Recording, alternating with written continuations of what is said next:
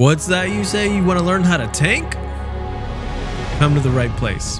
Let's get started. So the first thing we should talk about is what it actually means to tank. You're basically taking on the role of leader. You're deciding to lead the groups through dungeons and raids, or through parties or guild hests or fates, whatever it is that you're leading. You're actually taking on the group and showing them where you're going to go, and they're going to follow you. And the reason for that is because you're going to take most of the damage. You're the one that faces the enemy or the boss face to face. None of this to the side or from the rear or away from the target. You're the one that's going to be face to face with whatever you're fighting, and that is the tank. That's part of the reason why I actually love tanking, is that I get to face the target head on. I love being able to go to a big bad monster and say, bring it on. But before getting to the big bad monster, sometimes you got to go through a bunch, maybe 1,000, maybe 1 billion, maybe 2 trillion. Okay, I'm getting out of control. But really, big poles. Big, huge, gigantic poles.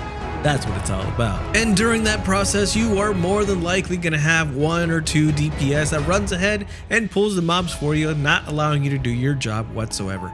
Get used to it. It happens a lot. All the time. Pretty much every other dungeon run that I do, it happens, and that's okay. Let them pull it, let them die. No, really, don't let them die. But what you do want to do is go and be the hero.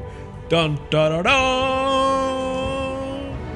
But really, be the hero. Ultimately, if you just remember the 5 Ds of dodgeball: dodge, duck, dip, dive, and dodge, you'll be just fine. Either way, try saying that 5 times fast. So now let's talk about rule number 1. Rule number 1 is never freak out.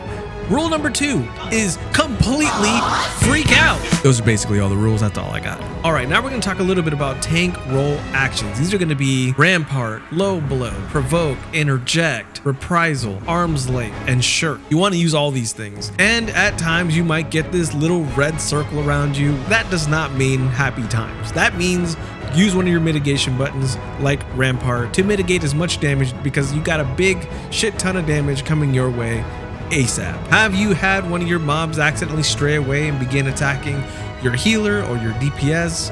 Well, that's where Provoke comes in. Take all that threat off of them and take it all on yourself by casting Provoke on that mob. Shirk diverts 25% of your threat onto another party member. You really wouldn't use this almost ever. The only time you want to do this is if you're off tanking and you want to pass on some of your threat over to the other tank. But really, I almost have never used this because usually the main tank will provoke off of you anyway. Interject is really useful because it allows you to stop the enemy from casting whatever it is they're about to cast, but keep in mind this only works when it's a red casting bar. If it's a yellow casting bar, it won't work. Speaking of yellow casting bars, once you see those starting to cast, try using Low Blow. It stuns your enemies and most of the times interrupts those as well. As for dungeons, once you've grabbed your group and you've gathered them all into a nice little spot and ball, you're going to want to use what's called Reprisal. We talked about it just a little while ago. Reprisal is really cool because it reduces damage dealt by nearby enemies by 10% for 10 seconds. That's super useful because it does it as an AoE to all the nearby mobs. And now the one that nobody ever uses, Arm's Length. Like literally, I don't think anybody uses this, but it creates a barrier that nullifies most knockbacks for 6 seconds. So if you need something that helps not get you pushed off into the abyss, well, Arm's Length, use it. Time for Lesson Infinity. For whatever reason, as soon as you enter a dungeon, the first thing you should do as your tank is turn on your tank stance. I don't know why, but whenever you enter a dungeon for the first time, your tank stance will be turned off by default. Happens every time. Don't know why it happens. I wish it would just stay on, but as a reminder, turn on your tank stance. So that way when you start pulling groups, you actually keep them on you and they don't go flying off to your healer or your DPS. So you started pulling mobs in the dungeon, and maybe in a past life when you played DPS and healer, you were seeing that all your tanks were pulling everything up to a specific point. Don't do that. Don't do that until you're comfortable, until you know that you have the gear to do so and you've managed to go ahead and get a good grasp of how to cycle your mitigation abilities, because they're going to be different from Paladin to Gunbreaker to Dark Knight to Warrior. So make sure you have those on lockdown before you start going in and grabbing everything and stressing out your healer and your DPS. Don't do that. So the overall tank pattern that you're going to see when going into a dungeon or raid is going to be turn on your tank stance, pull 1 to 2 packs of mobs, Use your defensives in a rotation, get to the boss, kill the boss, and use a heroic stance at the end. Tanks, I salute you.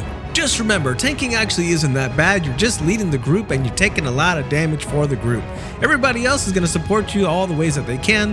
Have a lot of fun with it, and if you have any questions, go ahead and ask them in the link down below, because this is just a beginner's guide to tanking. If you ever want to see a more advanced one, let me know. That's it, guys. That's all I got for this video. If you really enjoyed this, please consider subscribing. Remember, supporting the channel is completely free by doing so.